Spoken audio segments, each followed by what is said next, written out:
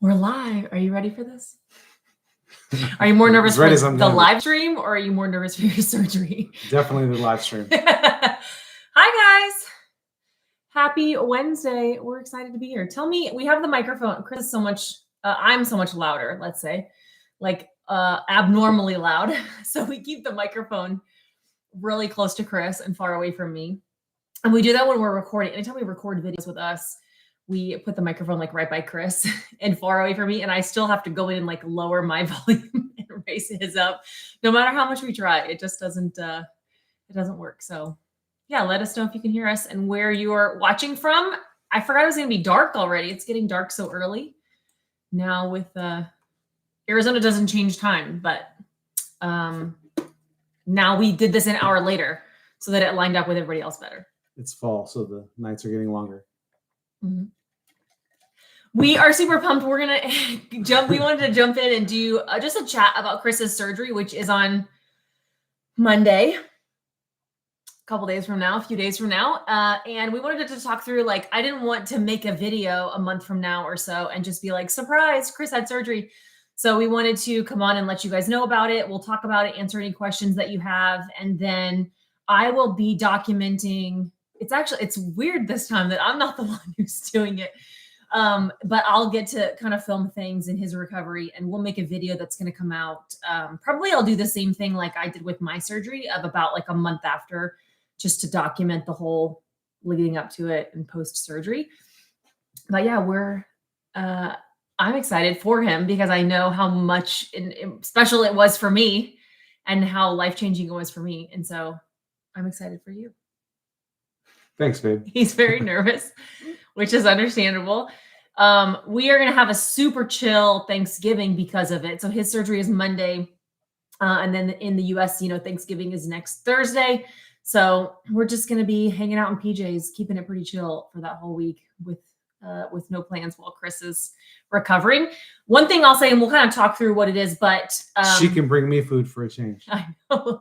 I'll have to get the dust off of my grilling skills. I haven't done that in a while. Chris spoils me, you guys know. So I'll be waiting on him hand and foot for once.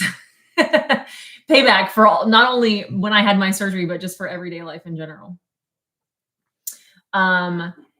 So in case you missed it, Chris is we're calling it his 6-pack reveal surgery. We're not calling it keg reveal. We're not calling it a tummy tuck, but it is an abdominoplasty is the technical term. And it's just the removal of the excess skin that he has from weight loss. So because this is the topic of excess skin. So what did you do wrong that you have excess skin now? I guess I just didn't carnivore hard enough. Right. Apparently. I didn't fast long enough or enough. Yeah. I did all those things. Actually, I mean, maybe it works for some people, but for you and I, we did all the things, everything, the exercise, the fasting, the dieting, the this, the that, the time, 6 years, almost 6 years now. And ain't any skin gone at all. Right. None. So zero difference. And he does 1 meal a day every day and has done 48-hour fasts regularly. He's done 72-hour fasts. We've done week-long fasts. Like this skin, he's exercised all the time. Like it's not going away no matter how perfect he is without some type of surgery. And a lot of that is just going to be genetic. I mean, there are people who can have babies and have 0 stretch marks and other people gain 10 pounds and have a bunch of stretch marks. There's just a lot that when it comes to your skin is going to be genetic. So where you carry your weight and how old you were and when you gained it or lost it and all those, how healthy you were when you gained it or lost it, all different kinds of factors that might matter in that. But if somebody's telling you that if you do it a certain way, it'll all not happen, maybe for some people that's true, but I don't think so for most people. And I also feel 0 shame or guilt, or I'd say I'm so proud of how hard we have both worked. I'm so proud of Chris. And, if you go look at the videos about my surgery, you'll see people saying like, I cheated. I'm a scam because I had skin removal surgery or because I had surgery. And I think that this is a journey that we all have to figure out how we want to be the healthiest and the happiest that we can be long-term.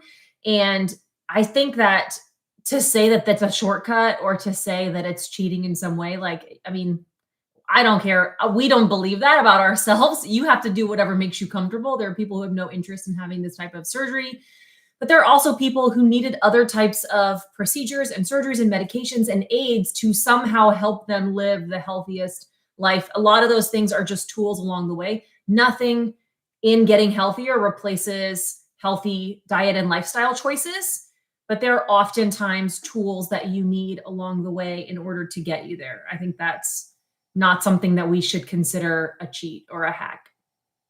I mean, it's literally hacking your skin off, but I mean, we did it all legit. Like, yeah, this is just, I mean, yeah, and just the last, like, I don't know what you'd call it, but it's nothing to do with our health. Right. It's elective. I mean, sure.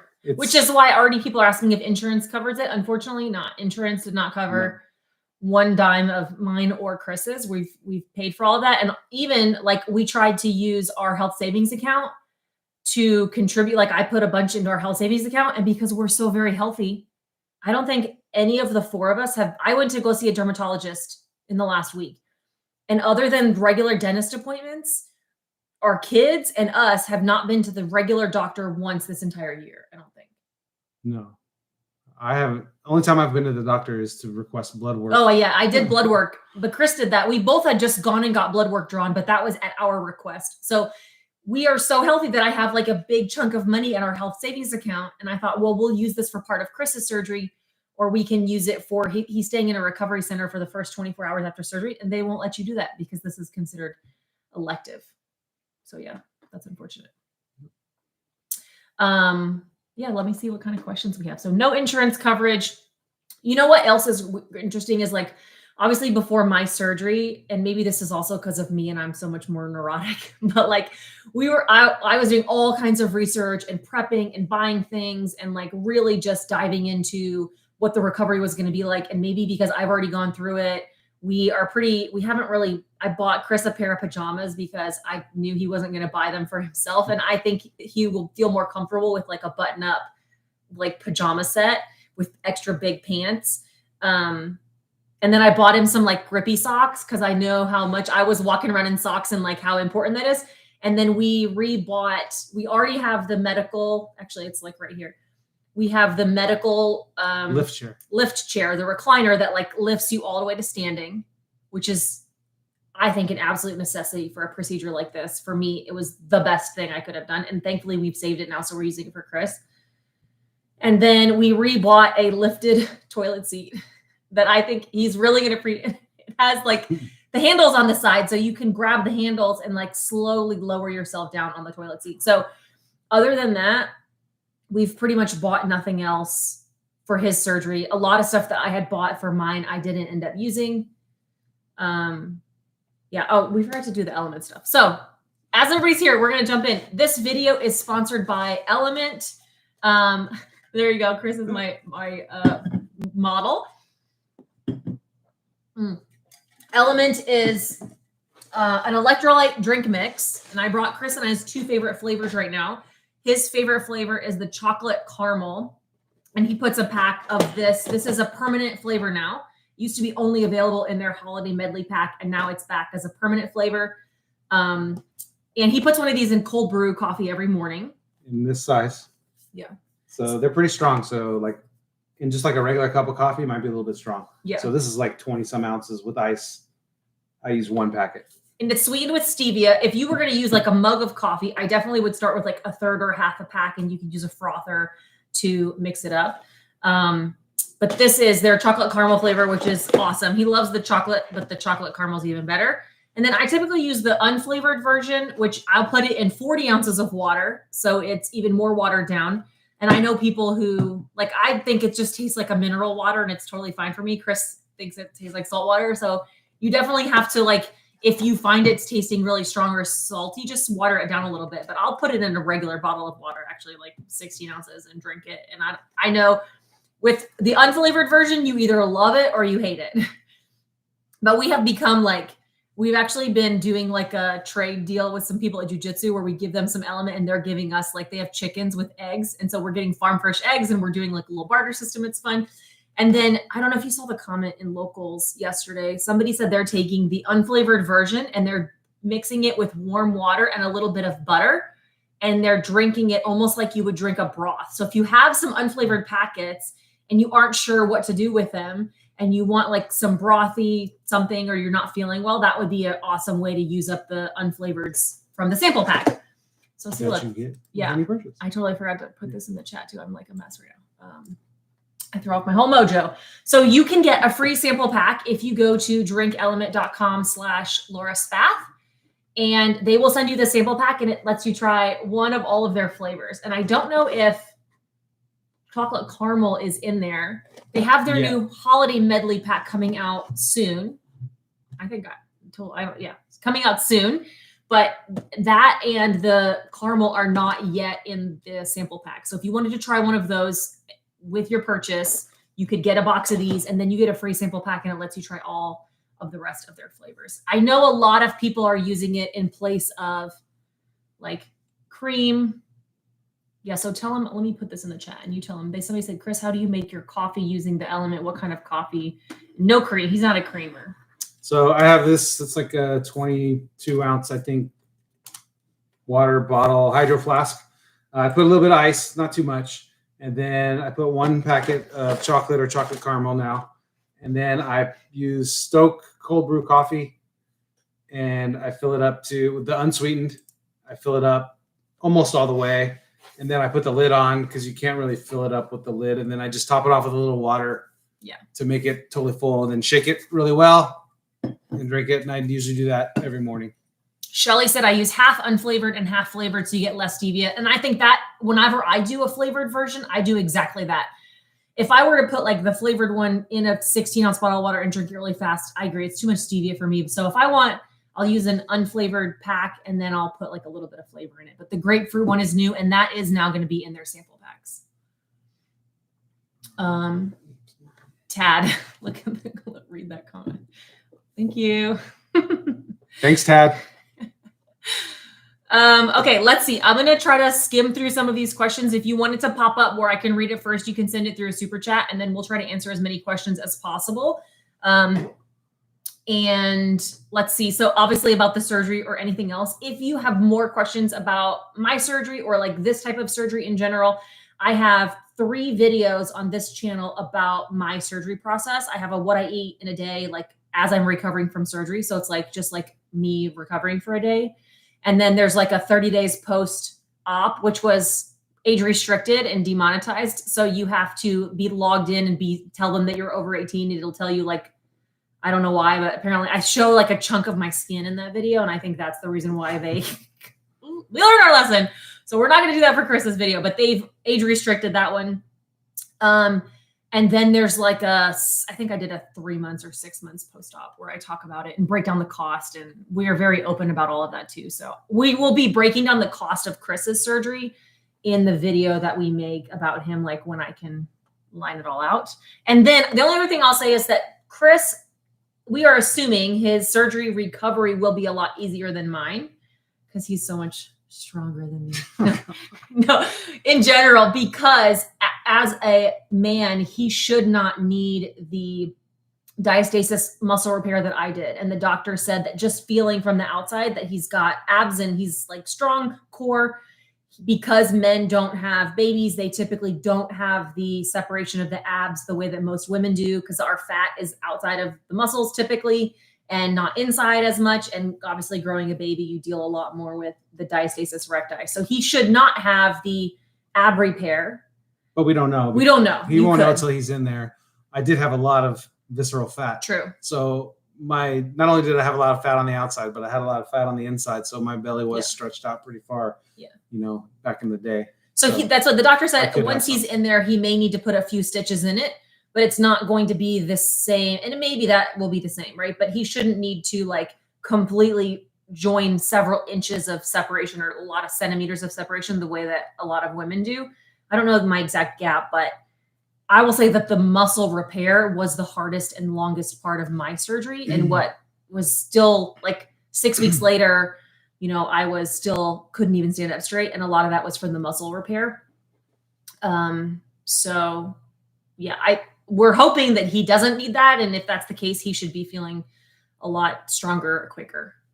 Somebody said, how about a before picture of Chris? Check the community feed on my YouTube channel and also my Instagram. I have put that. Before I lost the weight or before the surgery? Oh yeah, both. But both of those are on there. Yeah, that's true. I did like a before he lost the weight. And then we did like a before surgery going into it. And then we'll document obviously afterwards and show you guys all of that. Gareth said, I lost 146 pounds. So first of all, everybody give Gareth a round of applause, and had a full body lift back in July. Good luck, Chris. I promise you won't regret it. Plastic surgery often focus on women, but men struggle with their body image after weight loss too. Yeah, and that was one of the things that's been hard for me because I never would imagine that I would do something like this. Like, it's like, I don't need to do that. You know, the only person I care about is here, right? But then she had it done, which I was opposed to, honestly. Like, right. We've talked about that. Yeah, I was fine the way she was. Like, I was very good with that. Anyway, now she's like done, and I'm like, now I have all this empty inner tube flopping around everywhere when I'm walking around, and she doesn't, and that's kind of hard that just makes me more self-conscious about it, even though she doesn't make me feel that way. Yeah. It's just in me, you know, and like he kind of said, like, before I had mine, like, it was one thing that we both had all this skin together, and so it's like, all right, well, we both got it, so no big deal. And I did it for me, but then once I did it, then he felt like maybe I should do it. Not like, again, not like you're right. She never made me feel that way. And it's not like like I'm just doing it like because I feel like she's looking at less at me or anything like that. But also, like, you know, I have to wear a size bigger shirt. Right. Because if I wear anything that's like any kind of form fitting or whatever, the right size for my upper body is too small for my lower body because I have this like empty, you know, when you gain all that weight, you get a lot of extra fat cells. Your body grows more fat cells. And even though you lose the weight and those fat cells are empty, there's still tissue there. And there's still like a big roll there that like looks like sausage busting out of a casing when you put on clothes the way they're designed to fit. And so like I have to wear a larger size and everything. That's fine, you know, whatever. It's not that big of a deal to me, but that'll be a nice thing to not have to worry about. And like you might wear jeans a little more often, you know, instead of just living in shorts. Maybe not. I could tuck a shirt in or something. Maybe. Yeah, like that's a big deal. Is like he would never tuck his shirt in before now. Even actually when he had a really big belly, he would tuck his shirt in. But now he's less likely to. Now, I mean, you don't like go to an office where you have to or something like that. But it definitely changes what you feel comfortable wearing. And I think one thing I talked about with mine is just the mental tax that getting dressed or shopping or putting clothes because you're trying to realize I can't wear this type of pants with this shirt because of my skin and all that kind of stuff. So I'm excited for him because I know I see that process that he goes through sometimes, like, especially if we're going to church or we're getting ready to go somewhere nice and he kind of switches out like tops and bottoms to make sure everything fits the way he wants. And I just know how much more comfortable and relaxed he's going to be in all of those situations. Like he's not somebody who spends a lot of time worrying about clothes ever, but I know how much this will help with that as well. Hey, Kip. What's up, Kip? Where's that? Carnivore Kip. Oh, cool. Vivi said, anybody here from locals? Yeah, we have such a good group over there. That is one thing I'm going to be documenting in real time every single day. We have if you go to lauraespath.locals.com is where I have like a private community. And you can join for free. And then if you can read all of my morning posts and you can read some things, a lot of stuff in there is for free. And then there's like a paid subscriber option where you can watch additional live streams that I do live streams in there a lot more often than I do them on YouTube. I give you early access to videos and a lot more content ahead of time. And then also you could post your own posts and then I will comment and can answer and interact with you. And then other people in the community can as well. Like the other people that are in there is really the best part of the community, to be honest. Like you get to watch a couple things early and that's a bonus, but the other people that are going through something that's the same as what you're going through is the best part of that. And we have such a good group in there. Chris is way more active there than he is anywhere else, but I will be giving everybody like in the free part, I'll be giving everybody day-to-day updates of Chris and his surgery and all of that stuff. And then I will make a video like a month later on here. Yeah. There's Donna. Let me see. Oh, there's Donna. Hi, Donna. Hi, Beads. Hi, Anna. Yeah, Kip, I know who you are. Let me see. Oh yeah, cool. So, oh wait, Anna. Good. Okay. Any questions for a lone carnivore like me, Melbourne, Australia? Suggestions. Sorry, what did I say? Any suggestions for a lone carnivore like me, Melbourne, Australia? I think that. Hey, when you're doing it by yourself, it's a lot cheaper. That's true. But I mean, like one thing that's been great for us is having each other to support each other. So yeah. I understand how it also can be difficult on your own. Yeah.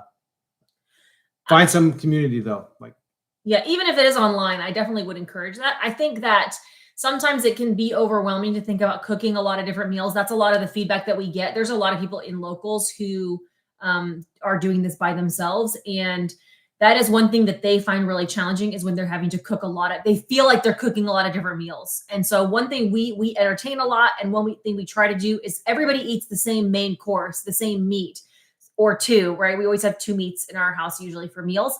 And so I would just do those same things. And then if you have to add extra sides, you're able just to like add something quick and easy on the side. In our house, the kids eat other things as well. And so we make the main course and then they grab their sides or their food. When I'm entertaining for a group, it's the same thing where we all eat the same main course. And then I just add 1 or 2 extra things for side dishes, typically like a bag of salad or vegetable or something else. And I think if you have people who are like in your house and in your life who are really wanting tons of junk, like it's up to them to handle it. I think depending on their age, if they're young enough, you can keep that away from them pretty easily. And if they're old enough, like get it yourself.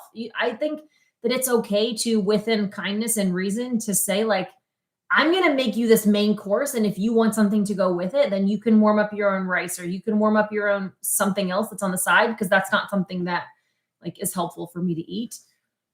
I think going out to eat on Carnivore is so easy. I know some people get a little trapped and overwhelmed at thinking of that, but I do think it's really easy to be social when you're going out. And the last thing I'll say on that is I just think that I don't even usually, most of the people, okay, so like obviously people like this channel and my Instagram and stuff like when people find out about that, it's kind of hard for me to hide like carnivore stuff.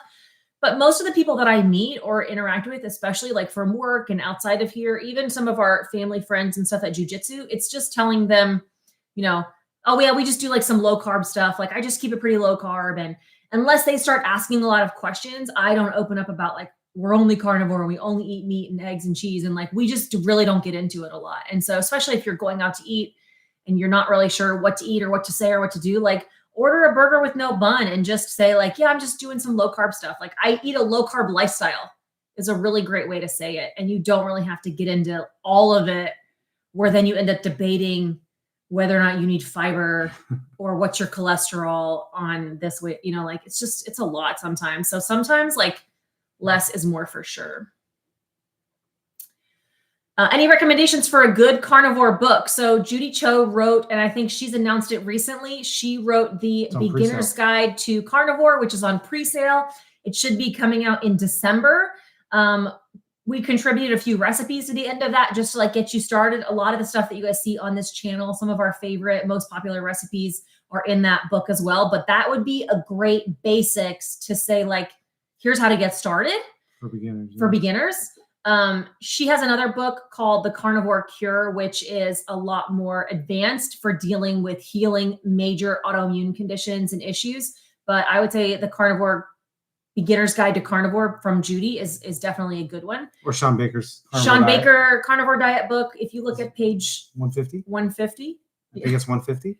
We're on there, and it's just like a little not biased or anything. Yeah. So that's a good one too. But so obviously those are 2 books that like we really supported in the sense that like we contribute to them in a little small piece of way. Like they're the main authors of all that. And we just wanted to support the the work that they're doing by sharing our story a little bit in each of those. And Baker's book is like a very simple guide, like for the layman, simple guide to why this might be good, why this would work, and different things like that. Everything from like some science to practical reasons and things like that. And then Judy's Carnivore Cure is definitely way more science and way more into the nuts and bolts of different types of situations and how you can use that to heal as an elimination diet. And then her new book for beginners is kind of like a step-by-step for beginners. Yep. And I think Ben Bickman's book, I always mess up the name of it. The Why We Get Fat or Why We Get Sick. One of those two. But that one really deals with insulin resistance and reversing that. And I think that's a key piece for a lot of people who are dealing with obesity, type 2 diabetes, and insulin resistance. I think that's another really good one. Okay, just ignore that. How much do you spend on groceries approximately a week or a month? I think I took that picture of your roast that you got and I didn't even post it yet. So I'll say this, we spend a lot less now than we used to. That's for sure. I think a lot of times when people are looking at grocery budgets, they're comparing steak to spaghetti, or they're thinking about like ramen to steak, but it's not the same at all. Because you have to think about like meal for meal, maybe we are spending more, but we're eating less meals. First of all, we're snacking less, we're satiated so much more. And when you look at week over week or month over month, we actually spend way less money on food. We don't snack. We don't get the expensive drinks. We don't, we don't get anything else but gas when we go to the gas station. Right. We don't spend anything on medicine or doctors or, so over the long haul, we're definitely in a much better position. And I'm very thrifty with it. I try to get the best meat I can at the lowest price. Yeah. She's a little more bougie. So, but she eats a lot less than me. So I eat a lot of quantity. Like today they had New York strip roasts on sale for Thanksgiving. Yeah. So for $5.99 a pound. So I went and I talked to the butcher and I got 2 whole strip roasts in the bag. Cause it was a limit of 2 instead of the 2 pre-cut ones they had in the case that were pretty small. I got 2 from the butcher that were whole in the bag that I'll cut myself into nice big steaks. And so I'll eat probably, since I eat about 2 pounds a day, that's, $10 to $12 a day probably for me to eat completely. Whereas before, sure it was a lot more. That's even if you're eating only beef. So those prices that you just mentioned are only beef. I would say a lot of times now, especially, and he does eat mostly beef most of the time. I might eat $6 worth of beef, but then $2 worth of chicken, which is like another whole pound of chicken breasts or legs or thighs or something like that. That's much cheaper, or pork. That's the best way that we can say to mix up the budget is incorporating, like, have beef every day. I think you need beef every day, but also mixing in eggs, chicken, pork. And those are things that are much cheaper and can really balance the budget. So like, I would prefer like probably a little bit more expensive of a steak, but then I eat a lot more ground beef. Chris, I don't think ever eats ground beef, maybe the occasional burger, but I do ground beef, eggs. I do pretty regularly. He doesn't. So it's way less than before. I would say like every time we stopped at a gas station, I would spend $20 on snacks before. I mean, we used to eat a pint of ice cream every night. That's like $11, $12 a day. We used to spend more on ice. I always say this, but it's so true. We used to spend more on ice cream than we do on steak. And that's really not an exaggeration. I saw a couple questions actually about people asking like, how long should you be to your goal before the skin removal? I think that definitely I would want to see you maintain that for a long period of time, right? We both had lost weight initially. And then I think it takes a little while for your body to figure out like, what is the best weight for you to stay at long-term. There's a little bit of fluctuation that's like, I don't know anybody, I'll tell you I don't know anybody who has lost an extreme amount of weight and then has stayed at their lowest weight for a long period of time. Neither one of us have. We both lost a lot of weight, then you gain some back. I gained too much back and then had to lose it again. But most people, like, you're in this like deep dive of weight loss and then you realize like, oh, I can't maintain this extreme lowest low. And I grazed a question about hormones. Like for me, actually, like my lowest low wasn't great for my hormones. And then you kind of find this like balance, like it's pretty close to the bottom, but most people it's like 10 to 20 pounds above where their bottom was. And that's the stable weight that you can stay at long-term. I had a bigger blip in there, but now since then, I came back down to that same like stable place, and he's been in this stable place now for 5 years.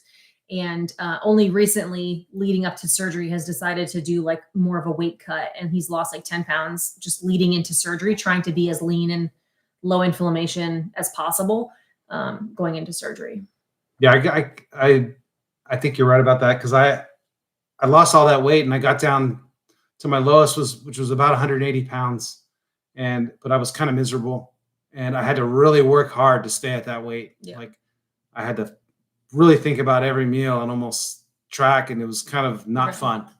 So it might be fun to do when you're first losing weight because you're so motivated by the scale going down, but you cannot stay there long term. I don't know anybody who's done that, really. Yeah. And so once I just said, you know what, I'm just going to eat normal. I'll stay at one meal a day because I like to do that, but I'm just going to not care so much about it. And I went up, 20 pounds or so, and still felt great. Still felt fine. Maybe wasn't at my thinnest, but then I felt fine. And then I effortlessly, for 4.5 years or whatever, stayed at that weight without doing anything. Like she said, the last 2 months, I've kind of went back to being a little more tight with everything. Not so much tracking per se, but like just eating a little leaner, having, lean days and fattier days, and adding some fasting days in here and there. And I dropped 10 real quick, and then it stopped again. And like my body's saying, you have to work harder. And I'm like, I don't know if I want to do that. Like, this is enough. And like have surgery and then I'll be fine. Yeah.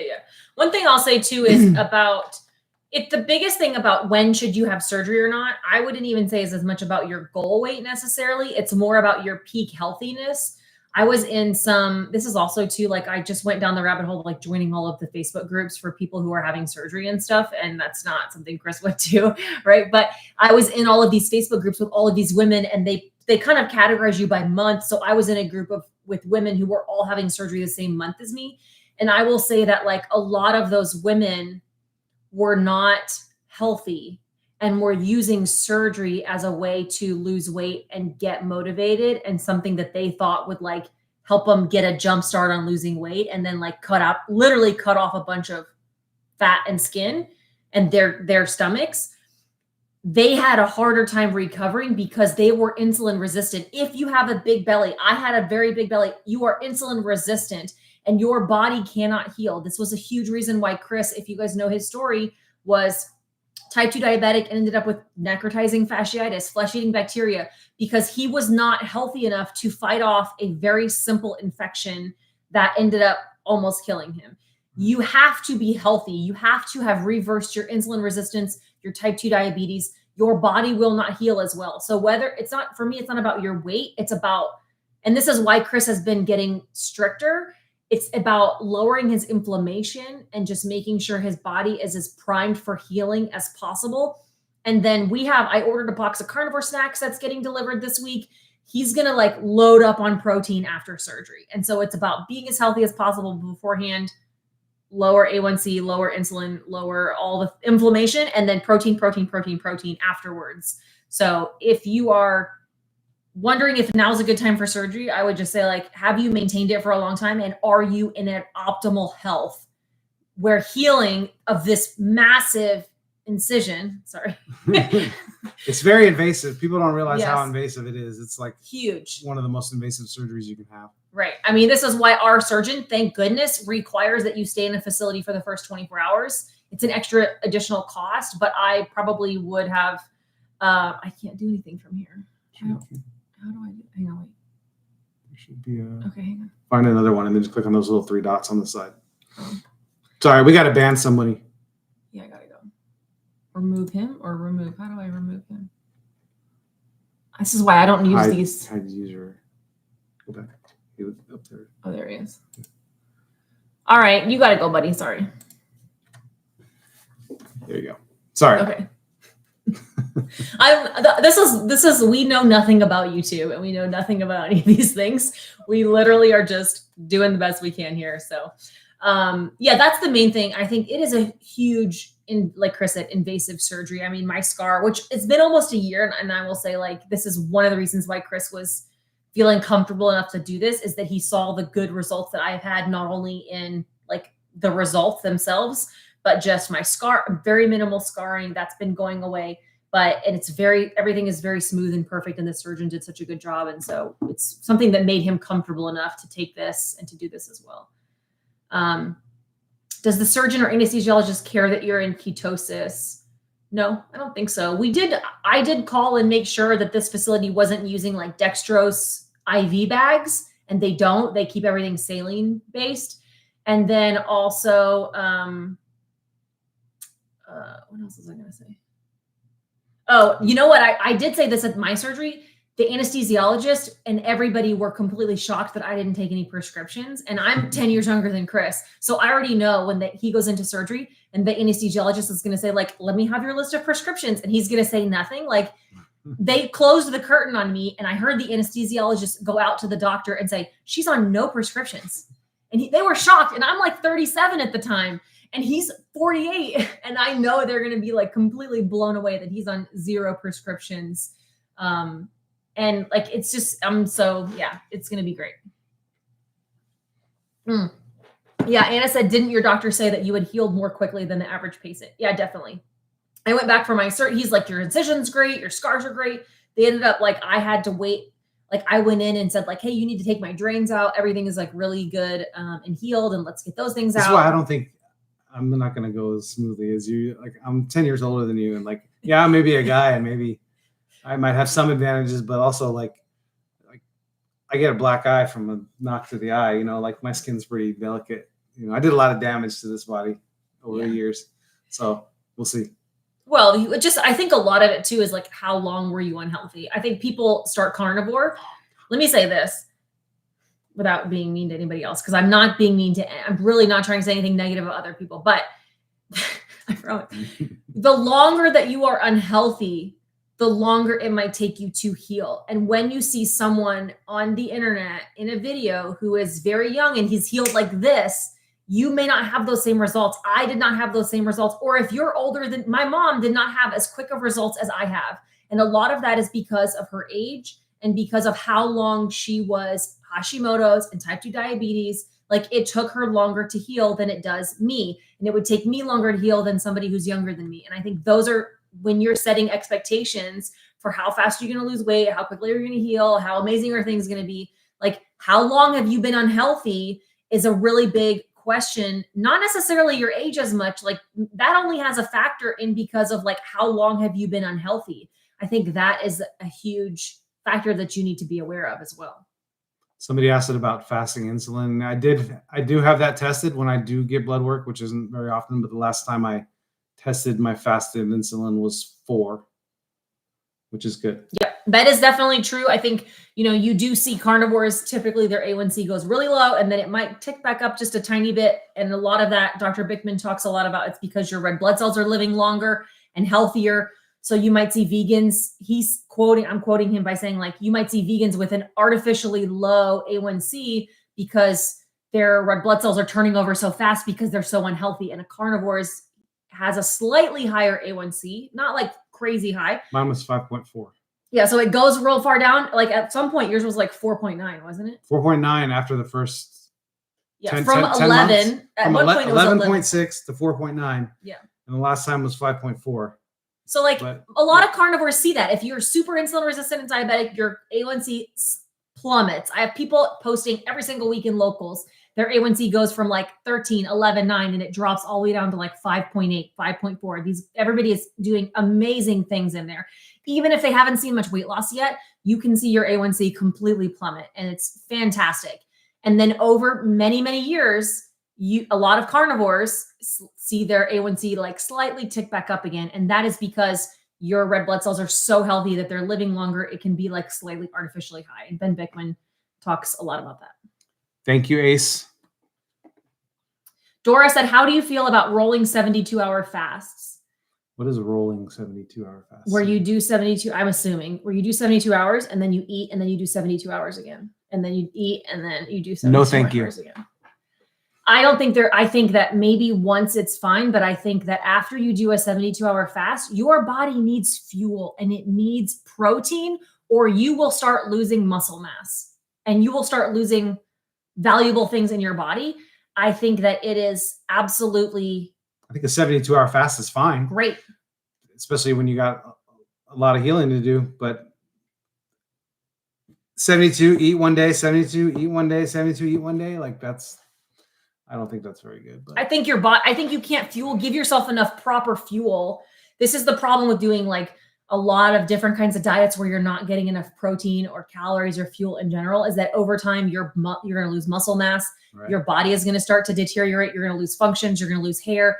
And like your body just needs proper nutrients in order to keep that basal metabolic rate high. And I think that it's too much, especially, again, depending on how old you are. I think women especially, that is too much fasting. I am a huge proponent of fasting, but you need to eat more than that when you are a woman. And I think most women doing more than 1 or 2 72-hour fasts in a month is too much. I agree, Alex. Well, longer, like if you want to do more than 72, go 7 days. Okay. But then eat normally for a couple of weeks before you do. Eat normally, carnivore, like eat an adequate amount of food for like several weeks before you go back into it again. Yeah. Yeah, I totally agree. Explain to them, I think long-term, we have both incorporated 48-hour fast. We've done longer stuff, but sparingly. Our 48s, I do now maybe once or twice a month. And that's just to kind of like help maintain my weight.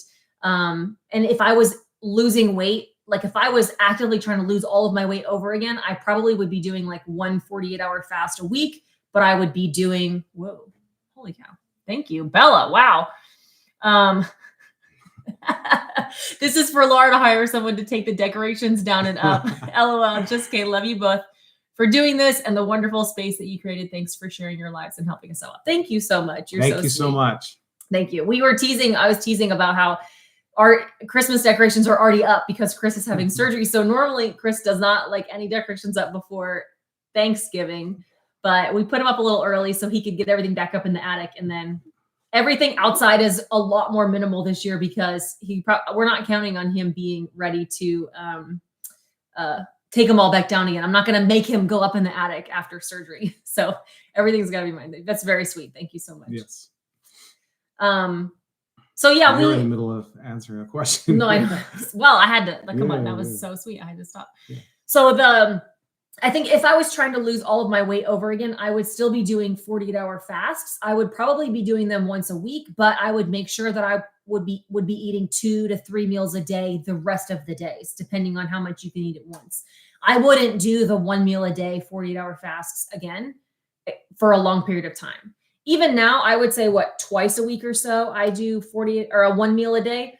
Just be like today I ate 1 meal, but tomorrow I'm going to make sure I eat at least 2 because I can't eat that low. So she can't eat enough. I can eat enough. I eat 1 meal a day, but I eat a lot.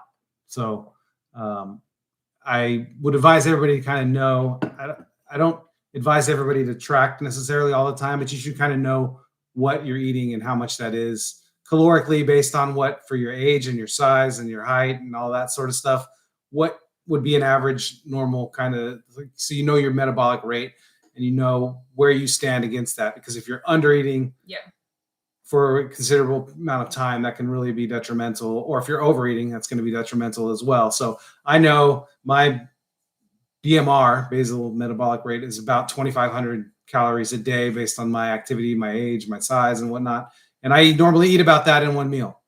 So yeah, I can't, I had this big meal yesterday and I was completely stuffed and it was 4 eggs and a bunch of bacon and a bunch of cheese. And I was like, oh, I totally could have not eaten again the rest of the day. And that could have been my only meal. I inputted it in the tracker just to kind of explain to people. And it was like 700 calories, 800 calories. You can't eat that little amount every day and then not expect the rest of your body to start slowly shutting down. And you will stop losing weight under eating that much for too long, because your body's just trying to save everything that it's got because you're under eating so much. So today though, we had a big meal and I had chicken and shrimp and steak and a bunch of sour cream. And I probably ate Chris is better at that kind of math than I am. So it wasn't 2,000 calories. But so then tomorrow I'll make sure that I eat a second, 2 meals just to make sure I'm getting it enough. Someone asked about what app are you tracking? And I don't track an app. When I first started, I used Carb Manager or one of those apps. And I just kind of knew I always eat the same things. It's always 3 or 4 different things. So I always inputting those in, and I always knew like, okay, a pound of New York strip is like 1,000 calories, 1,200 calories. A pound of ribeyes, 1,700 calories. And I know the amount I'm eating. I'm eating 2 pounds of New York strip. I know that's 2,500 calories or 2,200, something like that. If I'm eating 2 ribeyes, it's closer to 3,000. So I just kind of know off my head from looking at it a long time ago. So I don't track anymore. Yeah. Every once in a while, I might pop them in that app just to make sure I'm kind of my numbers are driving. Yeah, and so Force, he's pretty much done 1 meal a day for 5.5 years now.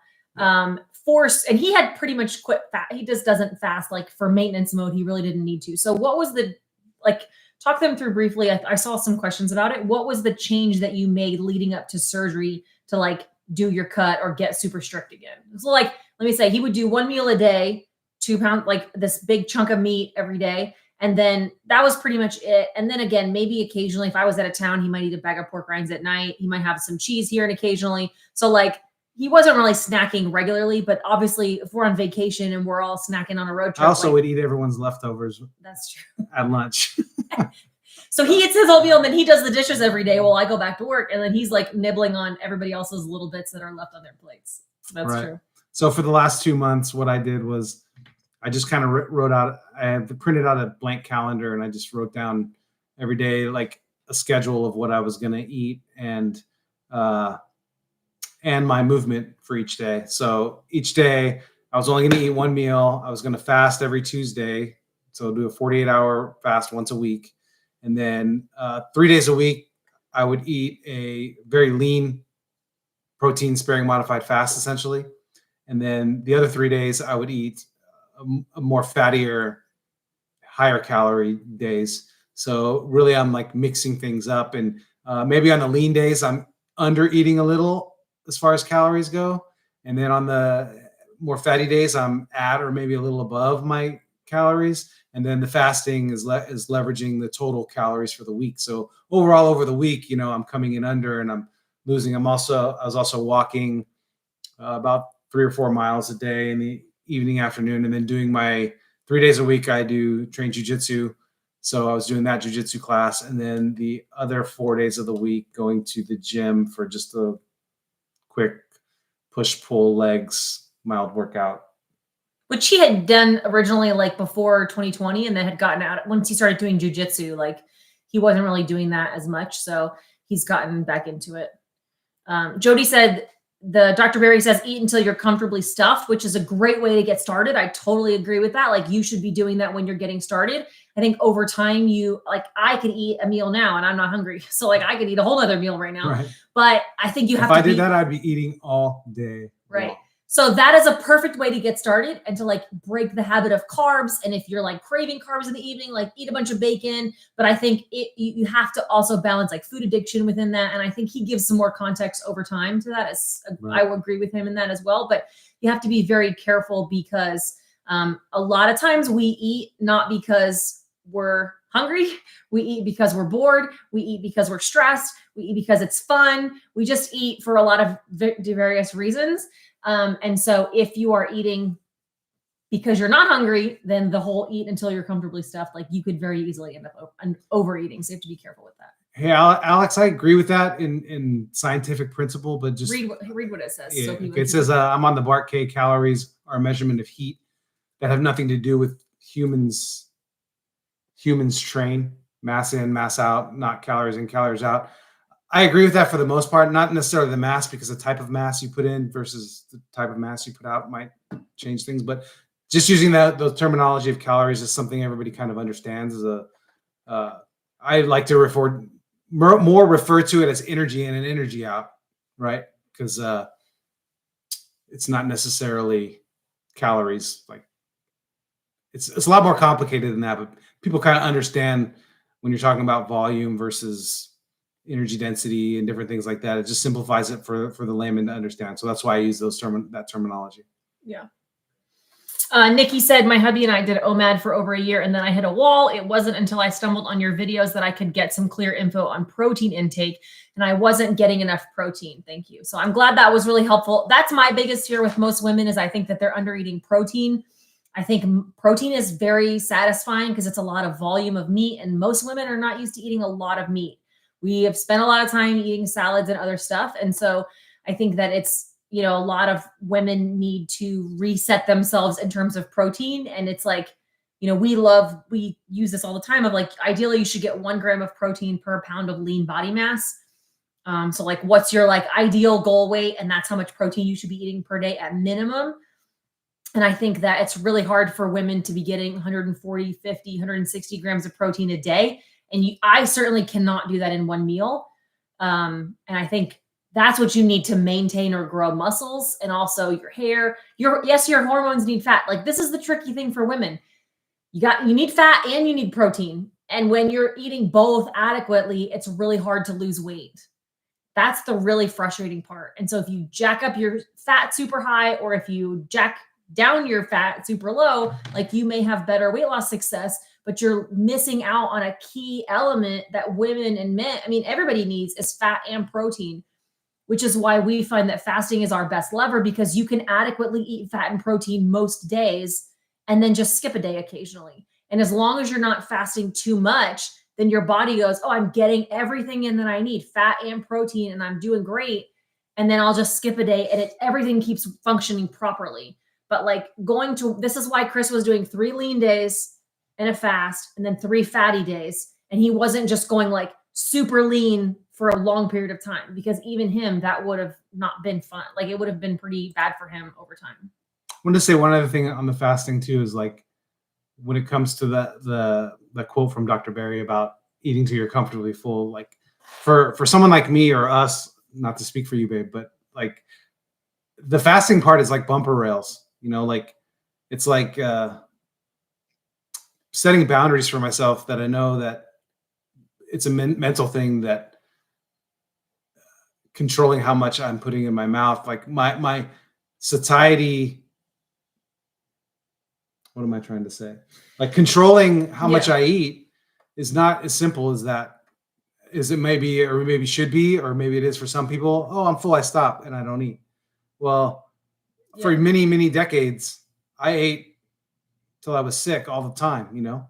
So I like to set up bumper rails, or like set up a system that allows me to be comfortable, to be full, and then handcuff me for the next period of time. It's almost forcing you to whatever your brain's telling you. No, like, don't, like, you don't need another drink, or you don't need to go to the bar. It's similar kind of thing. Like, it's almost training yourself to have a little bit of discipline in an area that we didn't have for most of our lives. And it's still sometimes hard. I think this is where carnivore sometimes is like, you can eat as much as you want as long as it's low carb. Like, that still does not work for us. And we have to remind ourselves sometimes that, like, if you don't eat, you're not going to die. Like, I can go a day without food and like, I'll be okay. And a lot of times you realize, like, I wasn't even actually that hungry. I just was like bored. And it really, I think what Chris is saying, like, adding that little bit of it's training yourself to have discipline, then it helps you to be really in tune with your emotional eating versus your physical hunger. Like, what's emotional hunger? And you're looking for that dopamine fix of food. Even if it's cheese or bacon, it can still be a steak and just be pure dopamine. And then what's also like physical hunger. And it really helps reset that when you're doing it occasionally. How do I approach my doctor about ordering fasted insulin labs along with other normal blood work if they didn't order it initially? Did you just ask them right out, or a reasoning? I brought a list and said, order these, please. And I had like 15 things on there that they literally never check. And most doctors will look at it and go, oh, okay. Yeah. Or some of them, they'll say, I haven't heard of that one. But some of them, they're like, oh, and then you just say, they might ask like about it a little bit and just say, I'm interested in these markers. I do some biohacking stuff, whatever. You don't have to explain to them. They don't need an answer. Yeah. And I think most of the time, like Chris said, they don't care. And then I think you also need to take your own results and understand what those numbers mean. It takes a lot of like research on your own part, but a doctor can hand you back your results and be like, everything's fine. Or they're like, oh, this one's crazy, you need meds. And like, we're fine. Like, they're not fine or they are, you have to dig into that yourself a little bit. There's a lot of good resources out here with that. The other thing I was going to say is you can also order your own labs. There's a lot of websites, and I don't know any offhand, and I know a lot of people like even the big ones like partner with them. LabCorp and SonoraQuest. Or there we go. Yeah, Daisy just said you can order testing your fasted insulin at SonoraQuest for $25 without a doctor's order. Yeah. That's perfect. Yeah, like there is so much more accessibility for people to get your own labs and figure out your own results than there ever used to be. Yeah. And I've never told a doctor like how I eat. Like they don't know anything about any of that in general. Like I have a friend who went to the doctor today and is having like a major issue. And she was like, do you think this could be related to something I'm eating? And they're like, no, of course not. Your health is not about what you eat. Like it's ridiculous that there's no connection between nutrition and health so much of the time. So you can take that and figure that out for yourself. Right. I think Dave Feldman, who's big in the cholesterol world, has something he created called Own Your Own Labs. You can Google that, ownyourlabs.com or something like that, where you actually can go through that site and they'll send to a local lab the request for the whatever labs that you would need. Like basically they know all the ones you would need. Yeah. Hey, look, so that was almost an hour. You felt like that was going to take a long time. See my eye a little bit. Yeah. Chris has a black eye. I bopped him one good. No. From jujitsu. Actually, it looks way better. If you guys are on my Instagram, you saw that he had like this big old purple eye for a long time. So yeah, that's it. If there's any last second questions, let us know. But reminder again, this video, I put the link in the chat. This video is sponsored by Element. Having an electrolyte supplement in general can be really helpful for energy. If you're having fatigue, if you are feeling drained, if you're just not feeling hydrated, like more water doesn't always help. Like you need salt, and you need a salt-based electrolyte and something that's not going to be high in sugar to help keep you hydrated, right? Water follows sodium. So if you are eating carbs, your body's going to stay hydrated because you're holding all of those carbs and you're holding all of that salt. When you're not eating carbs, you tend to flush out all of those natural electrolytes. And so adding salt helps you to stay hydrated a lot more. And that's really helpful as well. Does carnivore help with ADHD? I can't speak for that scientifically, but I have heard that it does help people. Like even just watching like the Magic Pill. Remember that kid that? Oh. I think it helps stabilize energy and mood. And I don't know. We don't know enough about ADHD in general, but I know there are people. Well, you could just imagine somebody that's having trouble dealing with their emotions when you give them lots of sugar. Right. Our kids don't eat a lot of sugar. They do. They're not carnivore, but they do have some carbs and stuff like that. But the more that is, the more emotionally charged they might be. Right. So it's pretty apparent how that affects them. So when they're more clean, they're definitely more calm and stable. Yeah. So I don't know enough to make the claim that it would help heal it or improve it or anything like that. I would just say that like the lack of sugar and carbs would definitely help keep someone more at baseline and not be dealing with those emotional swings in a lot of the same way. So, this carnivore with leg strength. I mean, eating carnivore and lifting heavy things with your legs will help with leg strength. That's all I could say about that, really. Right. Squats. Yeah. All right. That's all we got. Yeah. Thank you guys for Thank you, everybody. And also, real quick, I just saw a bunch of people saying they're not on medications, which is great. Yes. And you guys are awesome. And that's a testament to how well this stuff works. It is. Just your age and and you're on no medications is an absolute like testament to your health and how you're doing on this way of eating. And your doctors, like the more people that can do that, the more the doctors have to wake up that there is something to this and that there is, we are improving your health. And I think, I don't know, people ask all the time, like, how do I convince my loved ones can do this? You just have to be the example, and they're going to see your health and your happiness and your strength and your longevity. And hopefully that's an example enough to make them want to come aboard. Yeah. Thank you, guys. Thank you for your support. I will keep you posted on Chris. Come to lauraespath.locals.com, and I will be posting daily updates. And then look in the future in December, he'll be good as new. And we'll reveal the 6-pack after the surgery. No pressure. No. Thank you guys so much. Hope you have a wonderful evening. Talk to you later. Bye.